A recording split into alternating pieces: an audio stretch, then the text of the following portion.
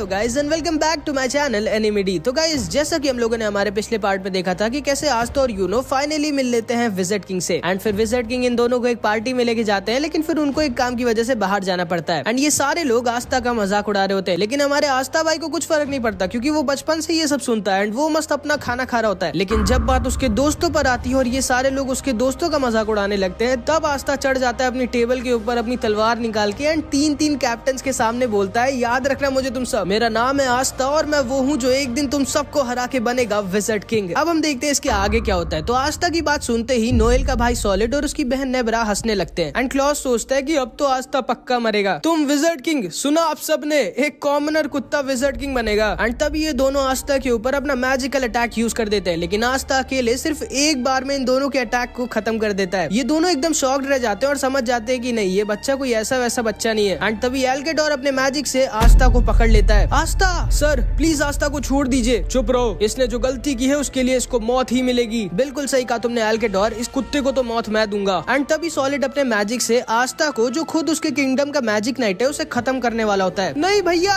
मरो बच्चे। And solid आस्था के ऊपर एक बहुत ही स्ट्रॉन्ग अटैक यूज कर देता है। हमारा यूनो अपने भाई को बचाने के लिए अपनी ग्रिम वॉर निकालने वाला होता है, लेकिन हमारे आस्था भाई को जरूरत ही नहीं है भाई मदद की। उसकी दूसरी स्वॉर्ड कब काम आएगी? एंड आस्था अपनी दूसरी स्वॉर्ड से एल्केडोर के मैजिक को खत्म कर देता है एंड सॉलिड के मैजिक को वापस उसी के ऊपर डिफ्लेक्ट कर देता है एंड सॉलिड उस अटैक से अपने घुटनों पर आ जाता है। क्या एक कॉमनर मुझे घुटनों पे ले आया? एंड आस्था अपनी दोनों स्वॉर्ड लेकर खड़ा होता है, मानो कह रहा है कि आ जाओ जिसको आना है। लेकिन तभी अचानक से नोएल का भाई सिल्वर ईगल स्क्वाड का कैप्टन अपनी मैजिकल पावर दिखाता है, जो कि इतनी ज्यादा होती है कि उस पूरे कमरे की हवा बदल जाती है एंड वो पूरा का पूरा कैसल हिलने लगता है। एंड आस्था को अब समझ में आता है कि आखिर एक मैजिक नाइट स्क्वाड का कैप्टन कितना स्ट्रांग होता है। एंड आस्था को सांस लेने में भी दिक्कत हो रही होती है। तो किस तरह से मैं तुमको पनिश करूं सिल्वर फैमिली की बेइज्जती करने के लिए? एंड आस्था चुपचाप वहीं पर खड़ा होता है। नहीं, हमें जल्दी कुछ करना होगा वरना आस्था मारा जाएगा। तुम्हें शर्म आनी चाहिए नोजेल। एंड तभी नोजेल उल्टा घूमता है तो देखता है फुगिलियन, क्रिम्सन लायंस का कैप्टन, उसे रोक देता है। तुम्हें शर्म आनी चाहिए नोजेल, तुम एक बच्चे के ऊपर अपनी मैजिकल पावर यूज कर रहे हो, अपने काम से मतलब रखो फुगिलियन। एंड तभी आस्था के पीछे फुगिलियन का भाई लियोपोल्ड आके खड़ा हो जाता है।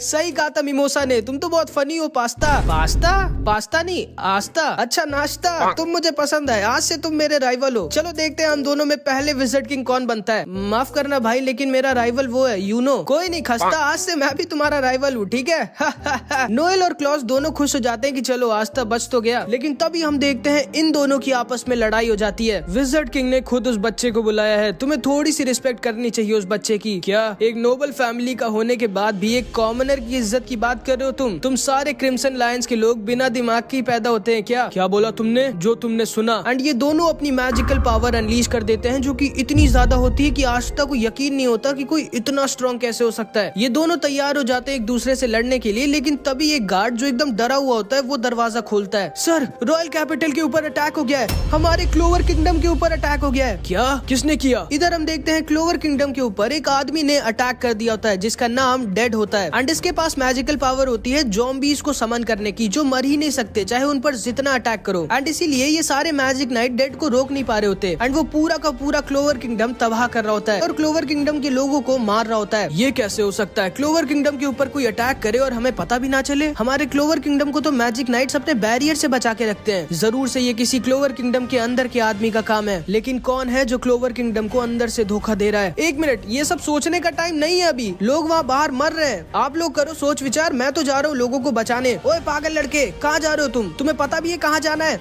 हाँ, मैं वही जाऊंगा जहाँ पर लोगों को मेरी सबसे ज्यादा जरूरत होगी। एंड ये कह के आस्था वहाँ से निकल जाता है। मुझे नाश्ता सच में बहुत पसंद है। रुको, मैं भी आ रहा हूँ तुम्हारे साथ। रुको लियो। लेकिन लियो भी आस्था के पीछे निकल जाता है। ध्यान से सुनो मैजिक नाइट्स, टाइम आ चुका है, क्लोवर किंगडम को हमारी जरूरत है। मैं आस्था और लियो के पीछे जा रहा हूँ। नोएल तुम भी मेरे साथ चलो और आप सब लोग चारों दिशाओं में फैल जाइए, एक भी दुश्मन बच के जाने ना पाए। मुझे ऑर्डर मत करो फुगिलियन, मैं अकेला ही उन सब के लिए काफी हूँ। एंड ये सारे लोग बाहर निकल जाते हैं क्लोवर किंगडम को बचाने के लिए। एंड तभी हम देखते हैं टेबल के नीचे से निकलती है चार्मी, जो चुपचाप खाना खा रही होती है। पता नहीं ये कहाँ से आ गई है। ठीक है, मुझे भी जाना चाहिए शायद लोगों को बचाने के लिए, लेकिन तभी चार्मी को किचन से एक बहुत अच्छी खुशबू आती है। एक काम करती हूँ, पहले किचन साफ कर देती हूँ, उसके बाद जाऊंगी, खाना वेस्ट हो जाएगा फालतू। इधर हम देखते हैं ये सारे के सारे लोग पूरी जान लगाकर क्लोवर किंगडम को बचा रहे होते हैं, बट उन लोगों के अटैक्स इन ज़ॉम्बीज़ के ऊपर काम ही नहीं कर रहे होते क्योंकि ये सब तो पहले से ही मरे हुए हैं। एंड इधर हम देखते हैं डेड ने एक छोटी सी बच्ची को पकड़ लिया होता है। क्यों छोटी बच्ची, तुम्हें पता है मरने के बाद बाद क्या होता है? नहीं, मुझे नहीं पता है। कोई बात नहीं, अभी थोड़ी देर में जान जाओगी तुम।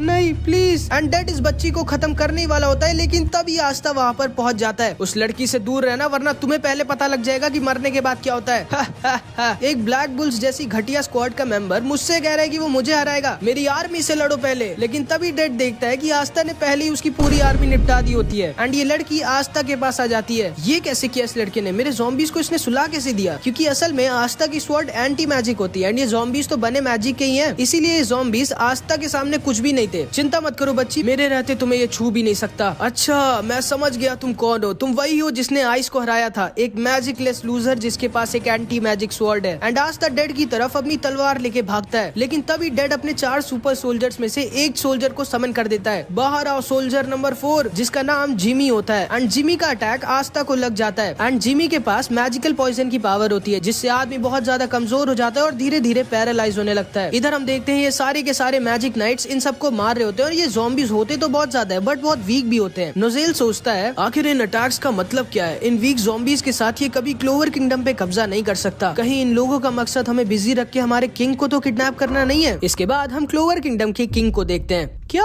जूलियस यहाँ पे नहीं आया मुझे बचाने? नहीं सर, डायमंड किंगडम ने हम लोगों के एक विलेज पर अटैक कर दिया है, वो उसे रोकने गए। उससे कहो कि उस विलेज के लोगों की जान मेरी जान से ज्यादा जरूरी नहीं है। उससे कहो कि वो जल्दी यहाँ पर आए, मुझे तो लग रहा है ये सारे लोग मुझे ही किडनैप करने आए हैं। चिंता मत करिए सर, हम सारे मैजिक नाइट्स के रहते, आपको कोई छू भी नहीं सकता। ठीक है, एक काम करो, जितने भी मैजिक नाइट्स इस किंगडम में है सबको मेरे पास बुला लो। बट सर फिर हमारे किंगडम के लोगों का क्या होगा? मुझे फर्क नहीं पड़ता, जल्दी बुलाओ सबको और तुम मुझे खाना खिलाओ। एंड इधर हम देखते हैं उस पॉइजन की वजह से आस्था को बहुत दिक्कत हो रही होती है। एंड नोएल इधर चुप के आस्था को देख रही होती है। वो उसकी मदद करने नहीं जा रही होती क्योंकि उसको उसके भाई बहन के बातों की याद आ रही होती है। मैं क्या ही कर सकती हूँ, आखिर मैं तो वीक हूँ। अगर मैं वहाँ जाऊंगी तो मैं आस्था के ऊपर एक बोझ बन जाऊंगी। लियो, आस्था को जल्दी जाके बचाओ। लेकिन तभी कुछ ज़ॉम्बीज़ नोएल के ऊपर अटैक करने वाले होते हैं। तभी फुगी लियोन नोएल को बचा लेता है। क्या कर रही हो नोएल, तुम बैटल पे ध्यान दो। Sorry mama. एंड असल में फुगी लियोन नोएल का मामा होता है। ध्यान से सुनो नोएल, मुझे पता है कि तुम इतना क्यों डर रही हो और अपनी पावर्स पर शक कर रही हो, सिर्फ इसलिए ना क्योंकि तुम्हारे भाई बहन तुम्हें वीक कहते हैं और तुम्हें पता है कि तुम वीक हो, है ना? जिसको सुनकर नोएल दुखी हो जाती है और चुप हो जाती है। नोएल, मेरी इस बात को याद रखना, वीक होने में कोई बुराई नहीं है, वीक रहने में बुराई है। ट्रेनिंग करो और ज्यादा स्ट्रांग बनो ताकि तुम्हारे भाई बहन दोबारा तुमसे ये ना कह पाए। जिसको सुनते ही नोएल की आंखें खुल जाती हैं। ये सही तो कह रहे हैं, आस्था भी हमेशा से इतना स्ट्रांग नहीं था, वो भी कभी न कभी वीक था। और अगर आस्था ट्रेनिंग करके स्ट्रांग हो सकता है तो मैं भी हो सकती हूँ। एंड इधर हम देखते हैं आस्था डेड और जिमी के ऊपर अटैक नहीं कर पा रहा होता क्योंकि उसे उस बच्ची को बचाना होता है जो बहुत ज्यादा डरी हुई होती है। नेरो भी इस बच्ची को संभाल रही होती है, लेकिन तभी नोएल अपने मैजिक से उस बच्ची के ऊपर एक बैरियर बना देती है। ओए गधे, जाओ बिना किसी टेंशन के इस आदमी से लड़ो और इसकी बैंड बजा दो। थैंक यू नोएल, तुम सच में बहुत कमाल हो यार। चुप रहो और जाके लड़ो। एंड आस्था के पास कुछ और ज़ॉम्बीज़ आ जाते हैं, लेकिन उनको लियो संभाल लेता है। इन छोटे मोटे ज़ॉम्बीज़ को मैं तुम्हारे पास आने भी नहीं दूंगा, पास्ता जाओ। एंड अब आस्था के ऊपर कोई टेंशन नहीं होती एंड वो तैयार हो जाता है डेड की बैंड बजाने के लिए। वो अपनी दूसरी स्वॉर्ड निकालता है एंड लट्टू बन जाता है भाई। एंड जिमी के ऊपर सिर्फ एक अटैक करता है और जिमी को हरा देता है। बहुत अच्छे खस्ता, वाह ये भैया कितने स्ट्रॉन्ग है। तुम्हारी इतनी हिम्मत कि तुमने मेरे जिमी को हरा दिया, लो इससे लड़ो। Soldier number 3 electro. एंड तभी आस्था के सामने डेड का तीसरा सोल्जर आ जाता है जिसके पास लाइटनिंग की पावर होती है एंड वो बहुत ज्यादा स्ट्रांग होता है। अपना ख्याल रखना आस्था। एंड नोएल उस बच्ची को वहाँ से भगा देती है और तुम दोनों लड़ो मेरे सोल्जर नंबर 2 से। एंड इस सोल्जर का नाम मड होता है जिसके पास कीचड़ की पावर होती है एंड वो इन दोनों के ऊपर अटैक कर देता है। आस्था इलेक्ट्रो के ऊपर अटैक कर रहा होता है बट इलेक्ट्रो बहुत ऊपर उड़ रहा होता है, इसीलिए आस्था उसके पास तक पहुंच नहीं पा रहा होता। नीचे तो आबे फिर लड़ाई होगी ना। एंड तभी इलेक्ट्रो आस्था के ऊपर एक बहुत ही भयानक अटैक करने वाला होता है जिससे आस्था बच नहीं सकता था। लेकिन तभी फुगी लियोन अपने मैजिक से एक बार में इलेक्ट्रो को खत्म कर देता है। क्या सिर्फ एक अटैक में इलेक्ट्रो खत्म हो गया? केवल एक ही आदमी इस पूरे किंगडम में है जिसके पास इतनी स्ट्रॉन्ग फायर पावर है, क्रिम्सन लायन स्क्वाड का कैप्टन फुगी लियोन। बहुत अच्छे आस्था, बहुत अच्छा लड़े तुम। अब जल्दी मिमोसा के पास जाओ वरना इसका पॉइजन तुम्हें पूरी तरह से पैरालाइज कर देगा। एंड आस्था को यकीन नहीं होता कि फुगी लियोन उसकी तारीफ कर रहा होता है। और हाँ आस्था, मुझे कहना तो नहीं चाहिए लेकिन मुझे बहुत दुख हो रहा है कि मैं तुम्हें अपनी टीम में नहीं ले पाया। यामी भी सच में कभी कभी बहुत अच्छे डिसीजन ले लेता है। और हाँ आस्था, मैं भी विज़र्ड किंग बनना चाहता हूँ तो तुम मुझे भी अपना राइवल समझो। एंड फुगी लियोन डेड की तरफ आगे बढ़ जाता है उसे सबक सिखाने के लिए। एंड डेड अब थोड़ा डर जाता है क्योंकि उसके सामने खुद क्रिम्सन लॉयन का कैप्टन फुगी लियोन खड़ा होता है। आस्था बहुत इमोशनल हो जाता है क्योंकि उसकी एक कैप्टन ने तारीफ करी होती है और वो उसे अपना राइवल समझते हैं।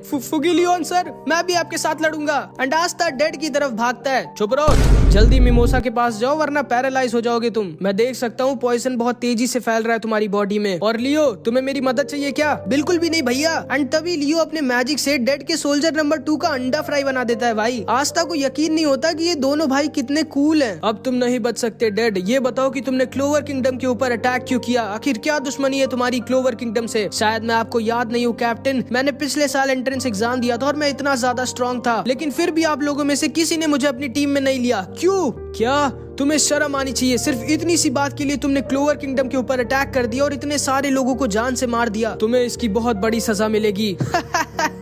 भले ही तुम लोगों ने मेरे 3 सुपर सोल्जर्स को मार दिया, लेकिन मेरे सोल्जर नंबर 1 के रहते तुम लोग मुझे छू भी नहीं सकते। एंड तभी डेड अपने सोल्जर नंबर 1 को बुलाता है, जो उसके आसपास एक शील्ड बना देता है। लू की शील्ड को हजारों मैजिक नाइट्स एक साथ मिलके भी नहीं तोड़ सकते। अब तुम लोग मेरा बाल भी बांका नहीं कर सकते। तुम शायद भूल रहे हो डेड, तुम्हारे सामने कोई आम मैजिक नाइट नहीं खड़ा है, तुम्हारे सामने खड़ा है खुद क्रिम्सन लायन का कैप्टन फुगिलियन। एंड तभी फुगिलियन अपने सिर्फ एक अटैक से लू और उसकी शील्ड दोनों की चटनी बना देता है। एंड आस्था को अपनी आंखों पर यकीन नहीं हो रहा होता। तो ये है एक मैजिक नाइट स्क्वाड के कैप्टन की पावर, और ये मेरे राइवल हैं। ये नहीं हो सकता, सिर्फ एक अटैक से मेरा लू मारा गया। एंड तभी फुगिलियन डेड को अपने फायर ट्रैप मैजिक से पकड़ लेता है। एंड ये सारे ज़ॉम्बीज अपने आप बेहोश हो जाते हैं। लगता है हम लोग जीत गए। यार मेरा भी मन नहीं भरा था, मुझे और लड़ना था। लगता है हम लोग जीत गए, मुझे और ज्यादा स्ट्रॉन्ग बनना होगा। एंड तभी ये सारे के सारे किंगडम के लोग इन सब की तारीफ करने लगते हैं एंड सबको थैंक यू बोलने लगते हैं। Thank you so much magic night, आप सब सबसे अच्छे हो। वाओ, उस लड़के को तो देखो, वो कितना हैंडसम है। हाँ सही कहा। लेकिन तभी इधर हम देखते हैं फुगिलियन के कान में एक माइक्रोफोन लगा होता है, जिसमें से कोई बोलता है, बहुत अच्छे डेड, कोई बात नहीं, तुम पकड़े गए, हमारा मिशन पूरा हो गया है, लीडर बहुत खुश होंगे। एंड आस्था को भी किसी के बोलने की आवाज आती है। नोजेल भी इधर सोच रहा होता है कि नहीं, ये फाइट अभी खत्म नहीं हुई है, कुछ तो गड़बड़ है। ठीक है डेड, प्लान को आगे बढ़ाने का टाइम आ गया है। एंड तभी हम देखते हैं यूनो की ग्रिम वॉर अपने आप जलने लगती है एंड यूनो को हवा में उड़ा देती है। एंड तभी अचानक से इन सारे कैप्टन्स के नीचे एक टेलीपोर्टेशन पोर्टल खुल जाता है, जिसमें ये सारे लोग फंस जाते हैं। ये क्या है? एंड ये पोर्टल इन सारे मैजिक नाइट्स को क्लोवर किंगडम से बहुत ज्यादा दूर कहीं पर टेलीपोर्ट कर देता है। ये क्या हुआ हम लोगों के साथ? हमारा क्लोवर किंगडम खतरे में है। एंड तभी फुगिलियन और इन दोनों को पता चल जाता है कि सारे मैजिक नाइट्स क्लोवर किंगडम के कहीं बाहर टेलीपोर्ट हो गए हैं। तो ये तुम्हारा प्लान था, क्लोवर किंगडम के सारे पावरफुल मैजिक नाइट्स को एक जगह पर लाकर यहाँ से दूर भेज देना। एंड ये सारे लोग भी बहुत ज्यादा डर जाते हैं कि सारे मैजिक नाइट्स कहाँ गए। एंड तभी इन सब के ऊपर एक औरत अपने मैजिक से अटैक कर देती है और इन सब की लाइफ पावर इन सब से छीनने लगती है। अभी मजा आएगा ना, तुम सब की लाइफ पावर से मैं और ज्यादा टाइम तक जवान रह पाऊंगी। एंड क्योंकि ये औरत इन सब की लाइफ पावर चूस रही होती है, तो ये सारे के सारे लोग बूढ़े होने लग जाते हैं और डर कर इधर उधर भागने लगते हैं। ये औरत सबकी जिंदगी उनसे छीन रही होती है, लेकिन तभी वहाँ पर यूनो आ जाता है, क्योंकि उसे तो उसकी ग्रिम वॉर ने बचा लिया था। ओह, तो तुम बच गए, तुम तो बहुत हैंडसम हो यार। मैं तुमसे तुम्हारी एज नहीं छीनूंगी अगर तुम मुझसे शादी कर लो। बिल्कुल नहीं, मैं चुड़ैल से शादी नहीं करने वाला। क्या बोला तुमने?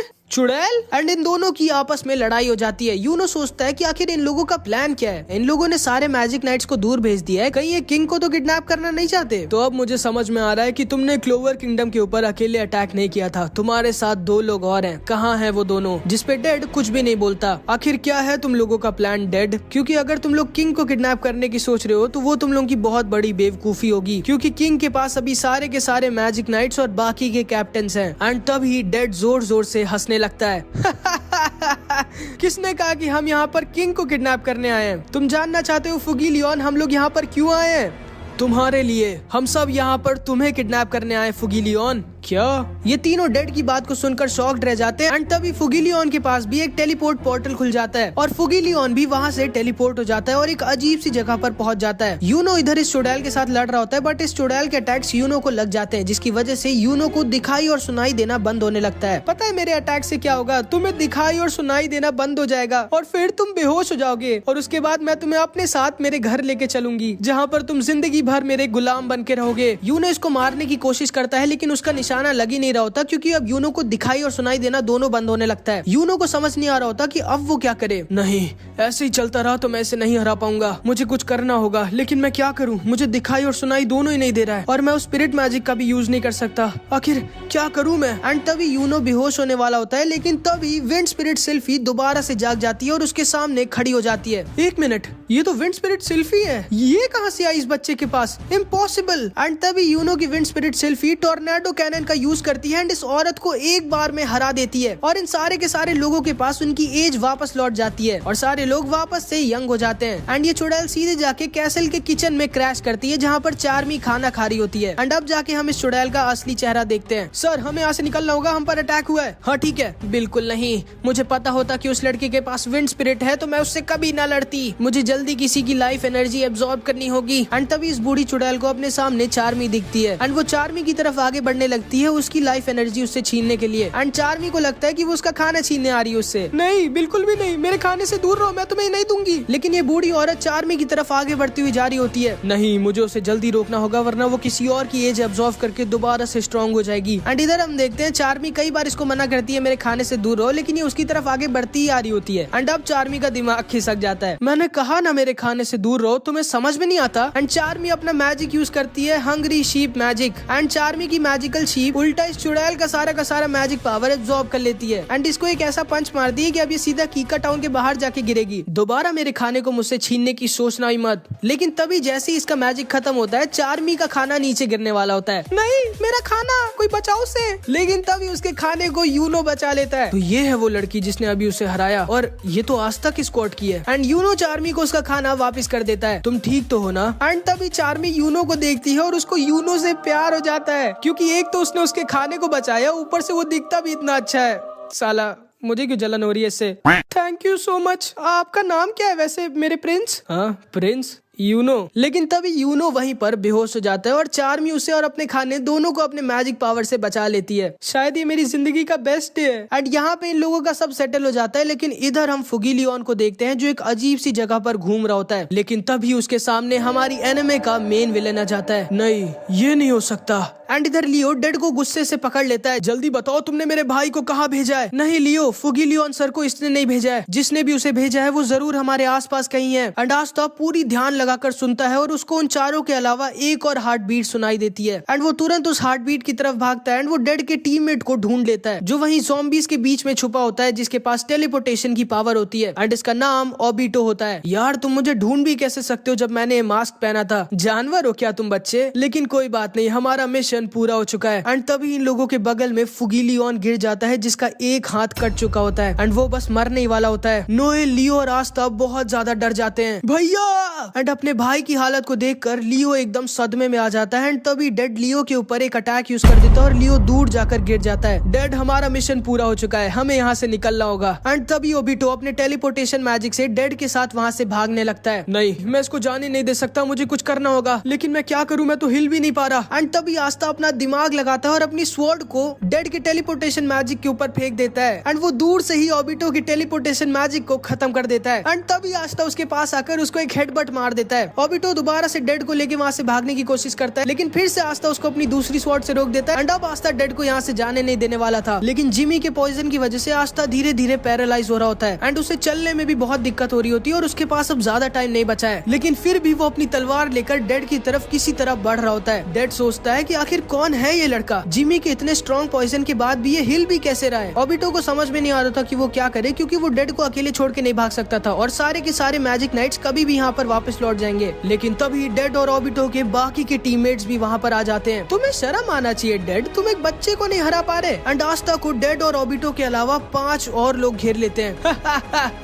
अब बोलो बच्चे, अब मांगो अपने जान की भीख। लेकिन तभी आस्था हंसने लगता है। मैंने ये पहले क्यों नहीं सोचा? एंड आस्था अपनी स्वॉर्ड से खुद को ही काट लेता है जिसकी वजह से जिमी का पैरालाइज मैजिक उसके ऊपर से खत्म हो जाता है। क्या इस लड़के ने खुद को ही काट लिया? ये पागल है। एंड तभी आस्था बोलता है शायद टाइम आ चुका है ये प्रूव करने का कि मैं क्यों बनूंगा अगला विज़र्ड किंग। आ जाओ तुम सब के सब एक साथ। एंड आस्था अकेले तैयार हो जाता है इन 7 लोगों से अकेले लड़ने के लिए। एंड यहाँ पर हमारी एनिमे का पार्ट 7 खत्म हो जाता है। एंड आई नो तुम लोग कहोगे साला हमेशा इतने मेन टाइम पे क्यों खत्म करता है? अगले पार्ट को और ज्यादा इंटरेस्टिंग बनाने के लिए भाई, और क्या। एंड मैं जानता हूँ तुम लोग में से कई लोग सोच रहे होगे कि भाई तुम इतनी देर में वीडियो क्यों डालते हो। देखो मैं आज तुम लोगों को बता ही देता हूँ, ठीक है। असल में देखो मैं पहले ही बता चुका हूँ कि मेरे चैनल पे एक प्रॉब्लम चल रही है एंड वो ये है कि पता नहीं क्यों भाई यूट्यूब हाथ पैर धोके मेरे पीछे पड़ गया है। शायद मेरी किस्मत ही खराब है क्योंकि पहले तो यूट्यूब ने मेरे चैनल को डीमोनेटाइज कर दिया जिसकी वजह से अब मैं यूट्यूब से पैसे नहीं कमा रहा। और तुम लोग समझते होगे भाई कि एक क्रिएटर के लिए पैसे कितने जरूरी होते हैं ताकि वो मोटिवेटेड रह सके और अच्छी वीडियोस बनाने के लिए। एंड उसके बाद यूट्यूब पता नहीं क्यों एक एक करके मेरी सारी वीडियोस मुझसे से डिलीट करवा रहा है। मुझे तो डर लग रहा है कहीं यूट्यूब मेरा चैनल ही डिलीट ना कर दे। एंड इसीलिए मैं तुम लोगों से कह रहा हूँ कि मेरे सेकंड चैनल को सब्सक्राइब कर लो। लेकिन कई लोग कह रहे हैं भाई तुम झूठ बोल रहे हो, तुम्हारे चैनल पे कोई दिक्कत नहीं है। ये सारी दिक्कतें और भी कई दिक्कतें हैं भाई, लेकिन इतना सब होने के बाद भी मैं पूरी जान लगाकर अपनी वीडियोस बनाता हूँ। जानते हो क्यों? 2 रीजंस की वजह से। पहला रीजन तो ये है कि मुझको वीडियोस बनाना बहुत पसंद है। एंड दूसरा और मेन रीजन हो तुम लोग भाई। मेरे को ना दिल से बहुत अच्छा लगता है जब तुम लोग कहते हो नेक्स्ट पार्ट लाओ, नेक्स्ट पार्ट लाओ। कई लोग तो गाली भी देते हैं। एंड मेरे को ना एक एक कमेंट पढ़ के बहुत अच्छा लगता है। तुम लोग सोचते हो कि 5000 कमेंट्स आते हैं इसकी हर वीडियो पे, कहाँ पढ़ता होगा ये सारे कमेंट्स? नहीं भाई, मैं एक एक कमेंट पढ़ता हूँ, ठीक है। हाँ तो बस देखो, मुझे इतना ही कहना था, इसीलिए मेरी वीडियोस थोड़ी लेट हो जाती हैं। बट हाँ, इस बार मैं कोशिश करूंगा कि नेक्स्ट पार्ट में जल्दी लाऊं। तो इस वीडियो का टारगेट रखते हैं 600 कमेंट्स। तो कुछ भी कमेंट जरूर से कर देना। मिलते हैं अगली वीडियो में, बाय बाय।